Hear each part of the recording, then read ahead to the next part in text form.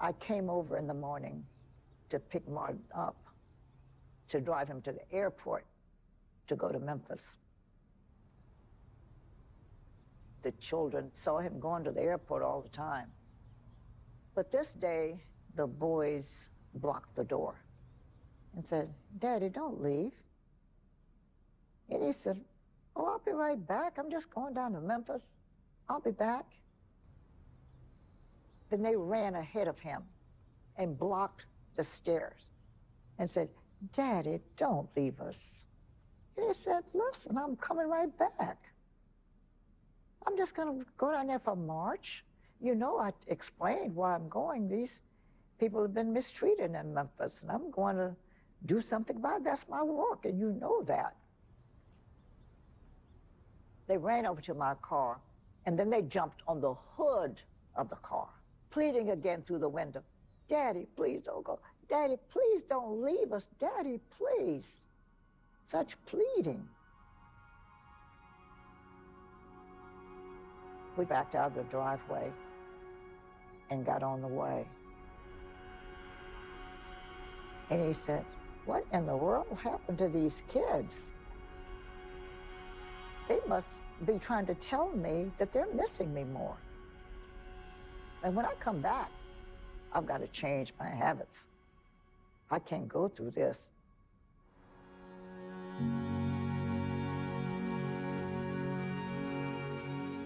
I watched the transformation take place from the man that I met in the first instance to the man he became in the end. With all of his experience, he really was not quite ready for the human heart to reveal as much villainy. What he saw was more hate than he saw resolve.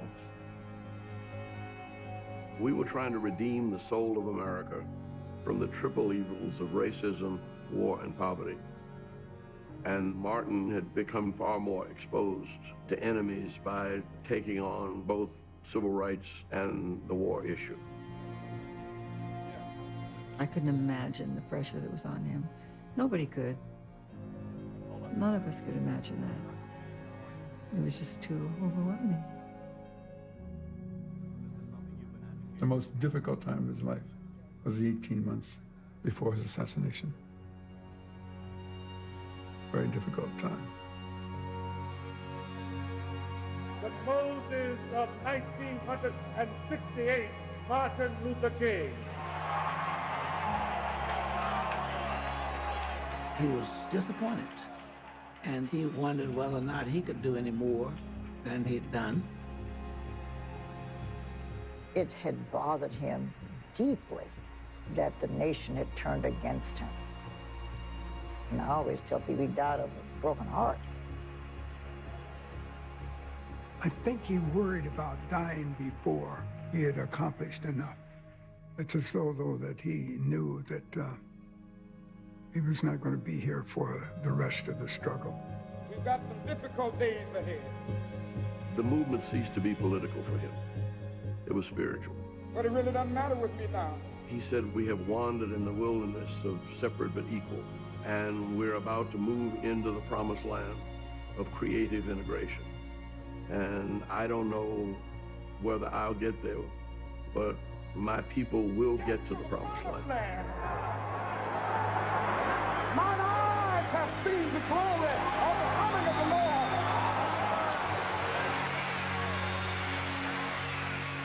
I'm 86. And you know, there's an African proverb that says if surviving lions don't tell their stories, the hunters will get all the credit. I tell the story of Martin Luther King as I knew it. I lived it. I value all of what they gave me now that I can remember. I'm not just telling stories. I'm not making a speech. I'm telling you what happened.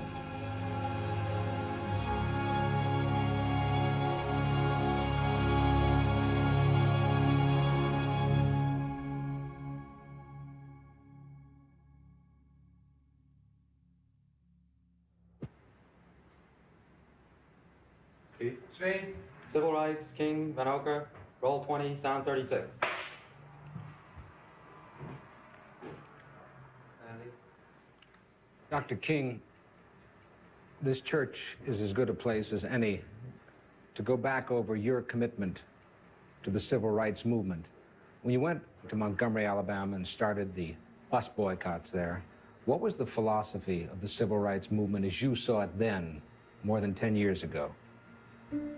Well, I would say then the philosophy was that we must go all out to use legal and nonviolent methods to gain full citizenship rights for the Negro people of our country. And that particular struggle centered on breaking down all of the barriers of legal segregation. That period was a great period of hope for me. And I'm sure for many others, many of the Negroes who had about lost hope, saw a solid decade of progress in the South. And I think we are in a new era, a new phase of the struggle, where we have moved from a struggle for decency, which characterized our struggle for 10 or 12 years, to a struggle for genuine equality. Because there are three evils in our nation. It's not only racism, but economic exploitation of poverty would be one, and then militarism. And I think in a sense, and in a very real sense, these three are tied inextricably together, and we aren't going to get rid of one without getting rid of the other. When you stood that August day in 1963 on the steps of the Lincoln Memorial, and you said, "I had a dream," did that dream envision a war in Asia and in the ghettos of the North? No, I didn't envision that then. In 1963, to be in the March on Washington, it meant a great deal. It was a high moment, a great watershed moment. But I must confess that that dream that I had that day has at many points turned into a nightmare.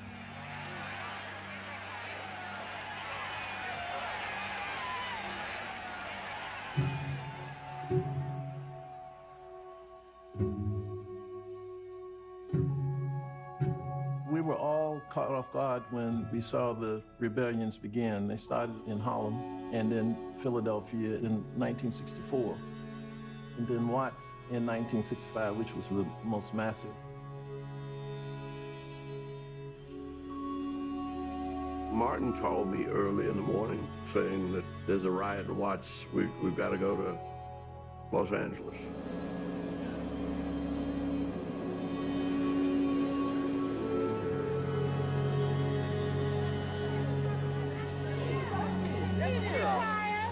Thank you very much, my dear friends of Los Angeles and the Watts area of this city. Now, I live approximately 2,500 miles from here. I'm not free there, and our brothers and sisters are not free there. And you are not free in California and in the North. I say it all over America, and I come out to Watts to tell you today, no matter what color you are somebody.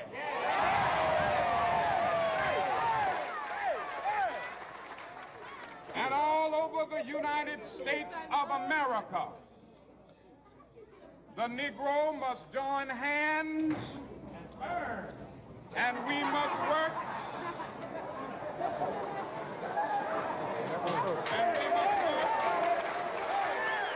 Dr. King said that the ride became the language of the unheard. You all know my philosophy. You all know that I believe firmly in nonviolence, or maybe some of you don't quite agree with this. Nonviolence is more than a tactic. It is one of those immutable principles that you cannot deviate from if you're going to be able to redeem the soul of America. The issues in Watts and in the North were far more complex than black and white as they had been in the South. He was dealing with racism, but he was dealing with racism that was complicated by unemployment and unprepared migrants moving from the South to the North. And I realized we were in a different movement. What we saw it as a lot of people who were suffering from the same kind of poverty, the same kind of absence of employment opportunities and police brutality were in the urban areas, and they responded with whatever weapons they could find. The president during the riots was just depressed.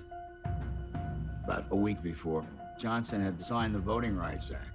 Tells me this is the most important piece of legislation I'll pass, even more important than the '64 Civil Rights Act. He's virtually carried out of the room on shoulders. And then we start the massive rioting in Watts. So he tells me, call Dr. King. Hello? Yes, Dr. King. Yes, well, we had been in a difficult situation here. How do you see it? Well, I tell you, Mr. President, I've talked with some people in the Watts area. I'm fearful that if something isn't done to give a new sense of hope to the people in that area, that a full-scale race war is going to be. I spent the biggest part of my life for the last 4 years on civil rights bills, but all of it comes to naught if you have a situation like war in the world or a situation in Los Angeles. Yeah. All of this was happening about the same time that the war in Vietnam heated up. And the president was in the midst of a very heavy burden, both with war and domestically. And I want peace as much as you do, and more so, because I'm a fellow that had to wake up this morning with 50 Marines killed. But these folks, they all got the impression, too, that you're against them in Vietnam. I've said this, Mr. President, and I am concerned about peace. Dr. King made the decision in '65 that he had to be against the war. We went to meet with Ambassador Goldberg at the United Nations, and Goldberg pretty much agreed with us that the war in Vietnam was not in anybody's interest. But the press said that he had no business having an opinion about foreign affairs. He was a civil rights leader, see? And it hurt him. He said to me, he said, Vivian, you don't think I know what I'm talking about, do you? But he knew how he felt about the war. Also, I think Martin knew that he had to be a part of the North sooner or later. One must understand that the civil rights legislation that we have had over the last few years, even the voting bill, rights bill, which came the other day, didn't do too much to improve the lot of the thousands and millions of Negroes in teeming ghettos of the North. I opposed FCLC moving north because we weren't finished in the South. We needed to continue political education, and we needed to work on building an economic base. Martin could sit there for an hour, listen to us argue about, no, let's go here, let's go there, let's teach this, let's do whatever.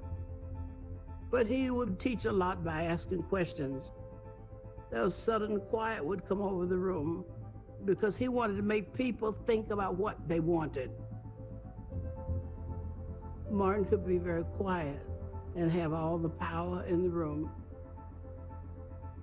Martin had decided that we had to prove that nonviolence was relevant in the North, that we had to find a way to get into these northern cities before the riots occurred.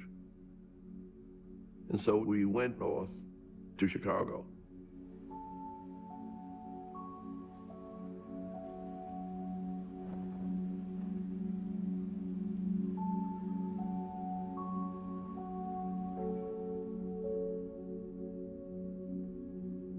I do not know that everything that Martin said or did, he was quite prepared for.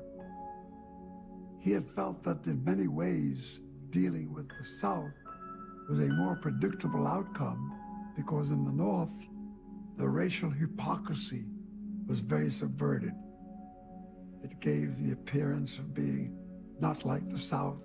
The South was the center of all evil, and the North was a place of the higher experience. And Dr. King said, no, that's not the case.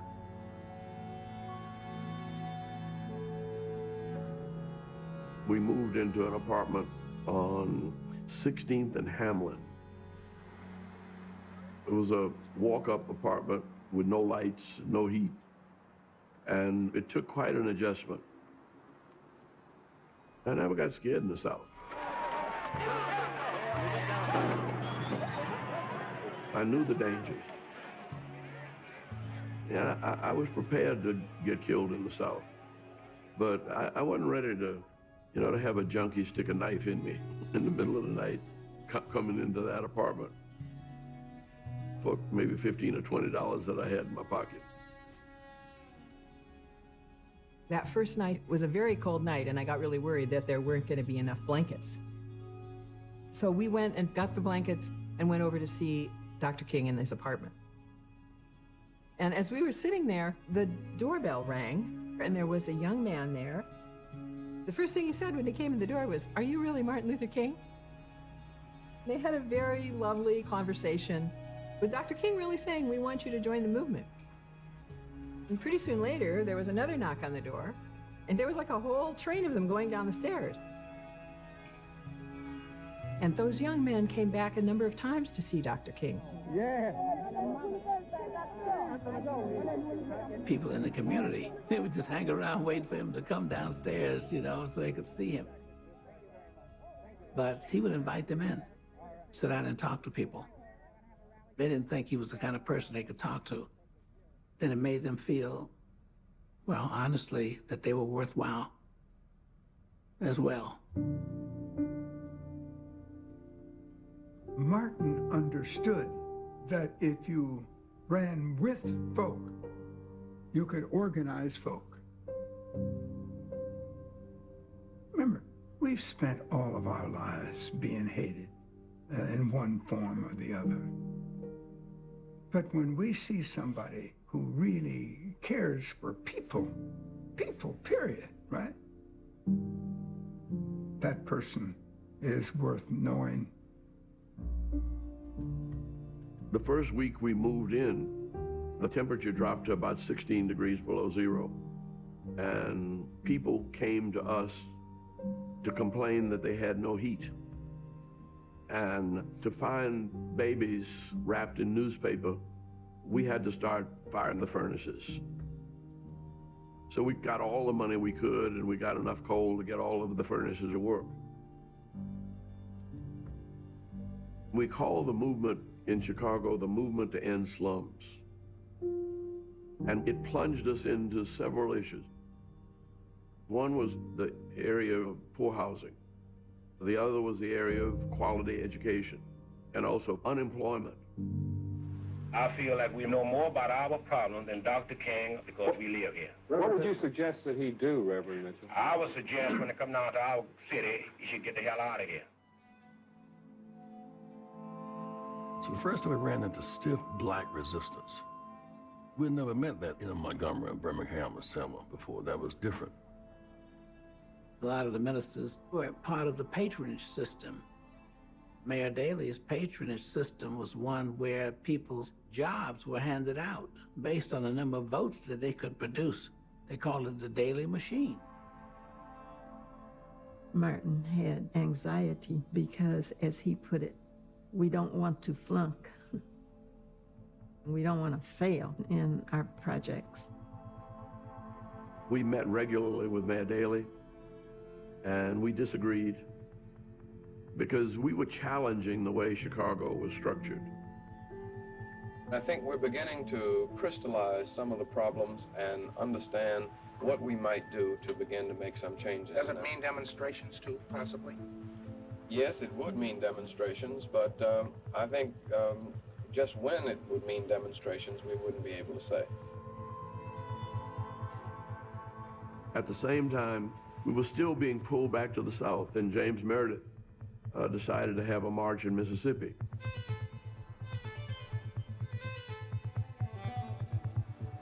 When James Meredith, the Negro who desegregated the University of Mississippi, started the march, only 3 friends walked with him. The surest way to power is through the vote. And it is for this reason that I have decided to use all of my spare time trying to encourage Negroes to register and vote. And that is the purpose of this march today. Mississippi wanted black folk to leave. They didn't want them to be there to vote. They were trying to starve them out. They were pushing people off the land, wanted them to go north. And the violence continued. James Meredith's march was a march against fear. We had seen people in Mississippi getting killed for trying to register to vote because they didn't want them to have power. So he was trying to empower African Americans to not be fearful of all the threats. If I can walk through Mississippi without harm, Meredith told reporters, other Negroes will see that they can too. At that time, me and Stokely Carmichael were officers of SNCC, the Student Nonviolent Coordinating Committee, and someone came along and told us that James Meredith had been shot. I'm hit in the leg and in the head. Ain't nobody gonna get me in the car. Oh, here it comes right now, Jimmy.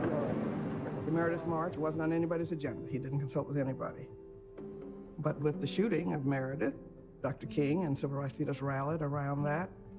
This march that we are continuing, started by James Meredith, I am convinced will have as greater impact, or probably a greater impact, than the march from Selma to Montgomery.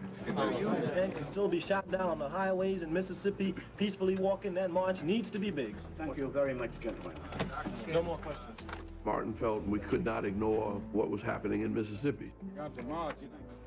So we had to divide what we were doing in Chicago. And so we had a Mississippi march and a Chicago movement.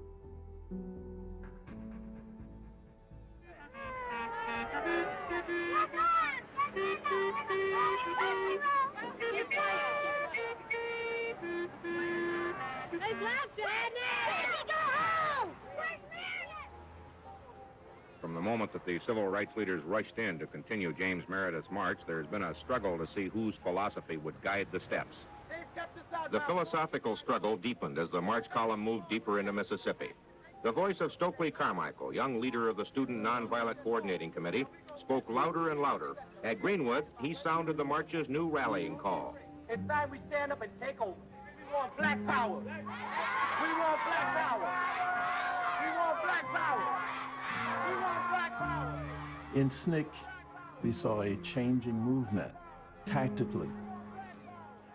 Our focus was on empowering communities, We don't have to be ashamed of it. not only politically, but in terms of culture and identity. What do you want? That's what we gonna get. What they were basically saying is that black people needed to appreciate black. And it wasn't a color, it was a culture. When I was growing up, to call a person of color black was considered derogatory. Those were fighting words. But there was a term that was used as well during that period, white power. Stokely Carmichael gets control of the Student Nonviolent Coordinating Committee, and he purges the organization of all white people. He said, you go back and work in your community. We want to have total control. It rippled throughout the movement. I will never forget Dr. King's face when Black Power first began to emerge. He looked like the most stricken man. We must never forget there are some white people in the United States just as determined to see us free as we are to be free ourselves. We were taught that there were good people and bad people, and we never viewed this as black against white. We're taught that racism was a sickness, and you don't get mad with sick people. They just don't know any better. They've been taught that they are better than you.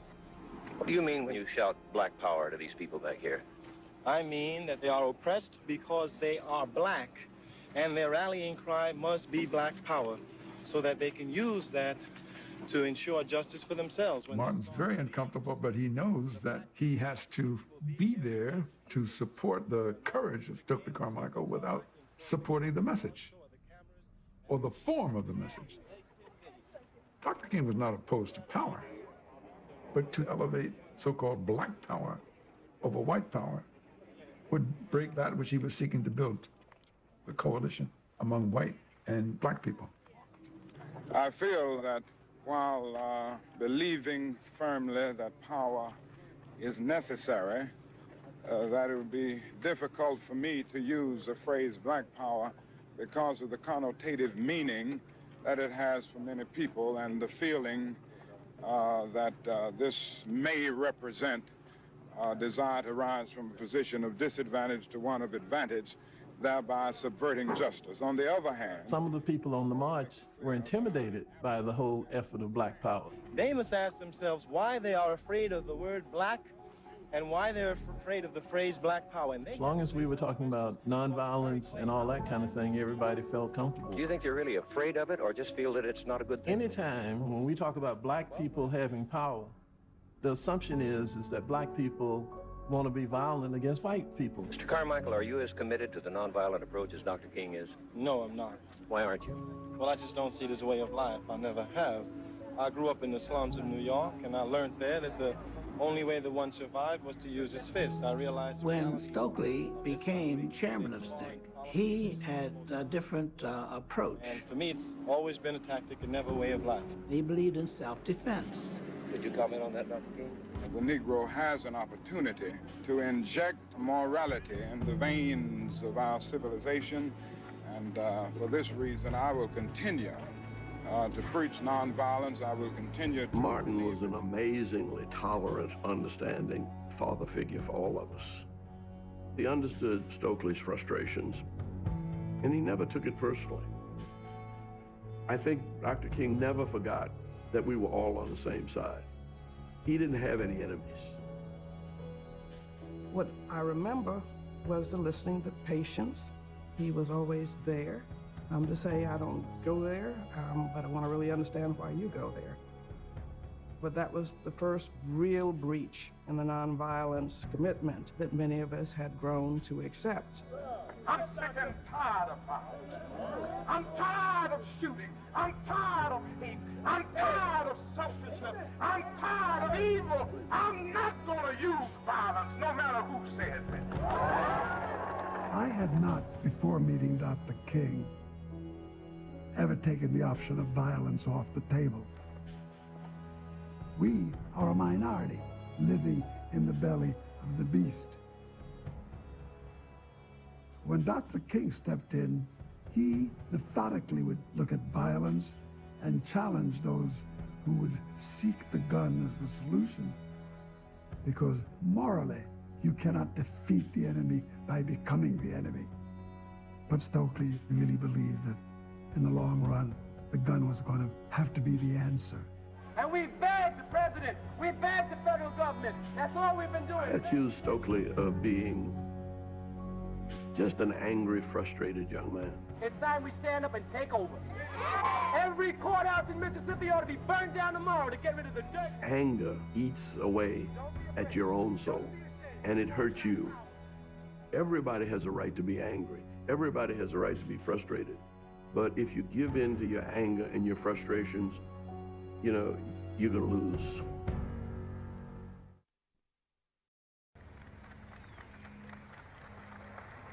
This day, we must commit ourselves to make any sacrifice necessary to change Chicago this day.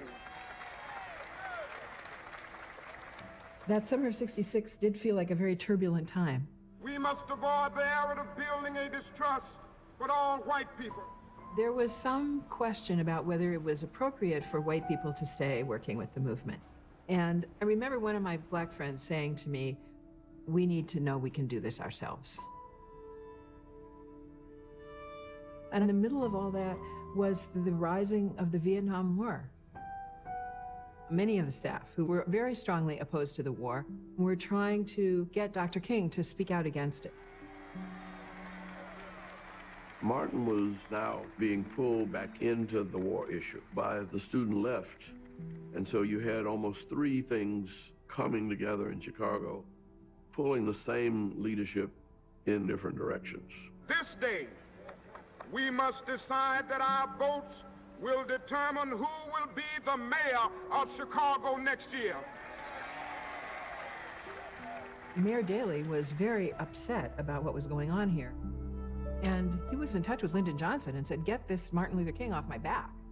How are you, my friend? Oh, good. How are you, Mr. President? What shape have you got King in? Is he about ready to get out? Well, I don't think so. I think we've gone a long way is a good doctor, Mr. President. He's not your friend. He's against Vietnam. He's a goddamn faker. Do you think that you got things in pretty good shape in Chicago? Well, as good as they can be. The area that the movement insisted on getting into was open housing. What is the makeup of the community here? What would be the reaction of the community to a Negro family moving in? Oh, I don't think they'd like it. They're very clannish in a way. Chicago is probably the most segregated city I know. It's not only segregated black and white, but the Irish, the Italians, the Polish, the Jewish community, almost everybody lives in its own enclave in Chicago. And so we started marching into those ethnic neighborhoods. And we were challenging Chicago simply by marching. Guys, moved out of a neighborhood that was colored. Everybody that lives with the colored has to move. Why? Because you're not safe walking the streets at night. You cannot leave the house. Negroes have a right to move in under the Constitution. The only thing is, what kind of a Negro? Our marches were to the real estate offices because the real estate agents control the movement of people. They're the ones who were managing this discrimination. Every time Negroes went in, the real estate agent said, "Oh, I'm sorry, we don't have anything listed." And then we sent some of our fine white staff members into those same real estate offices, and the minute the white persons got in, they opened the book. "Oh, yes, well, we have several things. Now, what exactly do you want?" Something is going to happen as a result of this, and I'm not losing faith. I still have faith in the future. Communist! Communist! Communist! Move it back! Move it back! Move it back! I remember marching through Gage Park. And the difference in the South, you had maybe a couple of hundred at most of the riffraff, the Klan. But in Chicago, it was 10,000. I mean, everybody came out. Get out of here! I live in here! Get out of here! I live in here! Don't live here! I remember coming on those marches prepared for anything.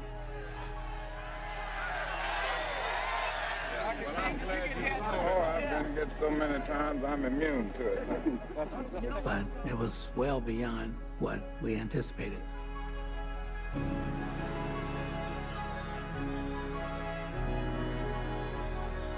Dr. King, the superintendent of police of Chicago, said that your civil rights tactics have aroused hatred among Chicago white residents and are hampering the Negro's progress. There is no doubt about the fact that there are many latent hostilities existing within certain white groups in the North. And these latent hostilities have come out in the open, and I don't think you can blame the civil rights movement for that. Certainly no one would blame a physician for using his instruments and his know-how to reveal to a patient that he has cancer. Now, we have only revealed in Chicago that there is a blatant social hate-filled cancer. And what we are trying to get rid of is hate. Nonviolence had the power to pull the worst fever out of them and show our moral strength. They had the stick we had the Bible. I remember this one young lady came up to Dr. King just spitting in his face, calling him all kinds of names. And he said, "You know, you're much too beautiful to be so mean." What are we supposed to do, officer? Why don't you go home and act like adult people? And when we came back through there, she came out of the crowd again and went up to him and said, "I'm sorry. I never should have been so rude." The nonviolent approach is radical. Radical enough to believe that under the worst conditions, there's hope. It's radical enough to believe that People who display some of the most insensitive kind of attitudes can be changed. The ultimate goal is to win your opponents over. So you had to psychologically disarm them. You confront your opponent, and you look your opponent in the eyes so they will not see you as a target, but as a human being. So you are forcing your humanity on them.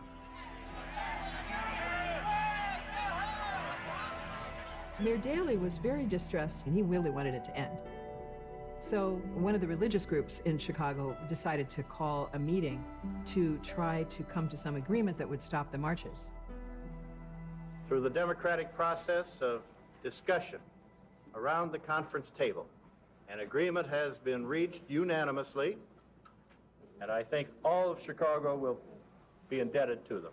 Thank you very much.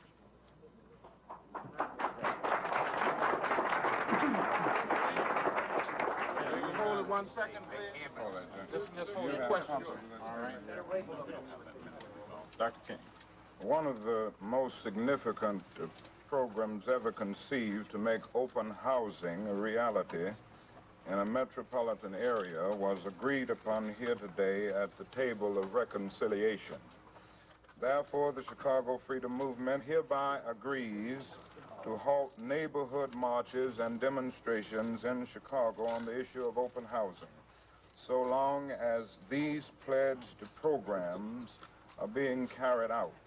Dr. King, you say you're satisfied, but you don't sound too happy about what's happened in there, are you? Well, I don't know what you mean. What do you mean? You don't seem like you really are happy. Well, I'm a very honest man, and I wouldn't say on this paper something that I don't believe. I think that this is a very significant step forward.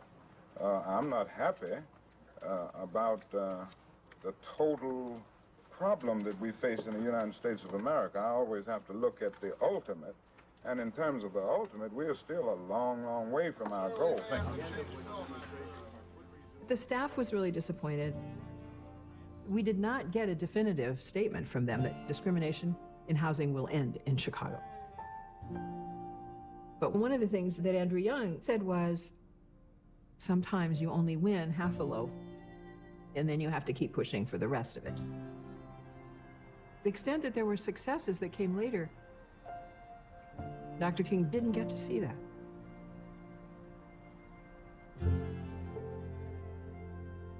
Up to the moment of his death, I think that Dr. King referred to the experiences in Chicago more regularly than almost any other experience.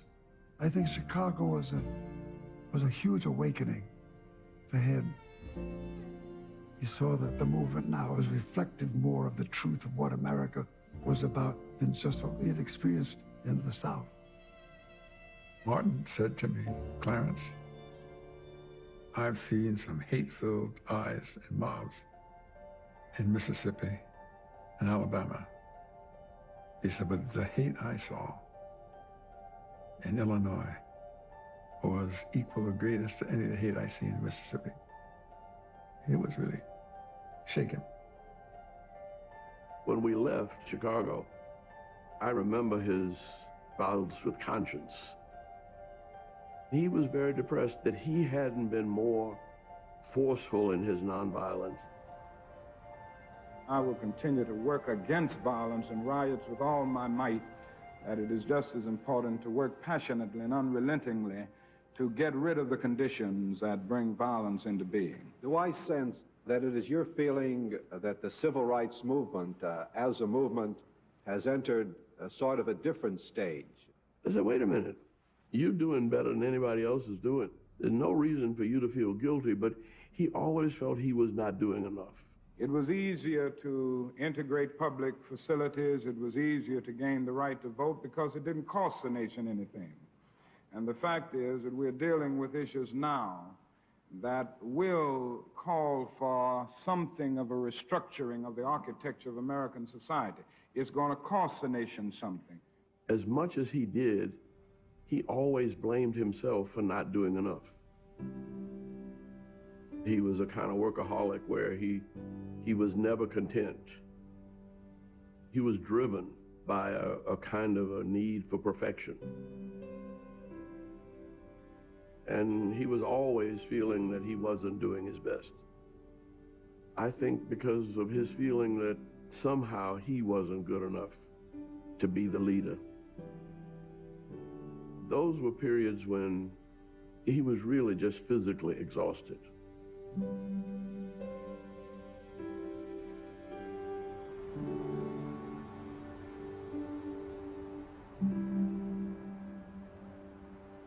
Dr. King came to New York with great regularity, and whenever he was here on quiet time, he often stayed at our home.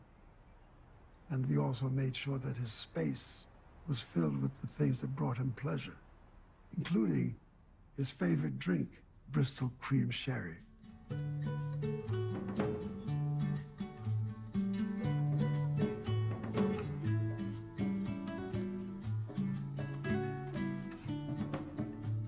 I think one of the things that attracted him to my environment was that here I was, a very prominent Black American. And my wife then was a young woman named Julie Robinson, who was white, and that she and I were married and brought children into the world. And at no point was her presence in my life ever obscured. And Dr. King watched the environment around me accept that and treated us with a lot of kindness and respect. In Martin's earlier life, in his youth, as a student, his first real love was a white woman. He adored this young lady and was deeply pained when the wrath of Daddy King and everybody else came down on him when he suggested that he wanted a relationship with this young lady. It betrayed everything that Daddy King had in mind for his son. It's rare, Doctor, that we get a chance to see you in New York. You've discovered it's a fun city? Well, I haven't quite discovered that side of New York. Right. Being a Baptist clergyman, they keep me involved in other areas. Right. Your home is actually in Atlanta. Atlanta, Georgia. Do you have a church at this time in Atlanta? Yes, I am the co-pastor of the Ebenezer Baptist Church in Atlanta, and my father is pastor, so we are working together there as a team. Both you and your father? That's right. They put up Is there any two seniority? Well, he makes it clear, sometimes consciously and sometimes unconsciously, that he is the pastor. Right. And I'm the co-pastor. Jesus was the leader in the way, for he said, I am the way, the truth, and the life. Now that gets all of it. When I met Daddy King in Atlanta, I understood the real meaning of patriarch. He was a huge force in the community as a Black minister. Glory to God. Very imposing. Something wrong with your head. And when you met him, you understood that you were dealing with the power. What was also fascinating for me was the subservience that Martin reflected when talking with his father. Not just parental, but as someone whose view of where we should be going as a people held great substance for Martin. Martin really understood his father, but he understood also the difference between he and his father. So in a sense, we look into a future shrouded with impenetrable uncertainties. There was a great difference between he and his father's preaching. Martin made his points at a different level and in a different way than most other preachers did. And the reason for that is because he had this unusual education. Dr. King finished high school at 15. He finished Morehouse at 19. He finished seminary at 22, his PhD at 26. He knew the strong minds break strong chains. I think his faith in the teachings that he had studied, his constant reference to Thoreau, and I never knew these guys, never heard of these people, till Martin came in one day, and in the midst of some rather casual moment, he would evoke what Nietzsche said and what Thoreau, and I'm sitting there saying, well, who's Nietzsche? Daddy King used to say, just get in there and talk the gospel. Stop all with this college stuff and all these highfalutin people you keep evoking. People don't know who they are. He says, yes, they do. You could wake Martin up from a nap and he could do a sermon. I remember saying to him, you will do it the church in 20 minutes. I mean, like his mother. And when he got to the church, you would think he'd been studying all night. He was a natural preacher. Everybody loved Martin as soon as they heard him. There was a desire for people to be a part of an educated ministry. The only thing that we had was Christianity. The only thing that white America allowed us to have was our churches. Martin's moments when the curtain was drawn and he was not on public display was a man who revealed his deepest concerns about his right to do what he was doing. The fact that he was touched by that calling in history disturbed him because he didn't quite understand it. He referred everything to divine intervention, to divine power. It's what God has called on me to do. And in the depth of that belief, that religious commitment, those voices that he heard really existed for him. Daddy King, I don't think, was fully approving of where the movement was going. He saw nothing but chaos.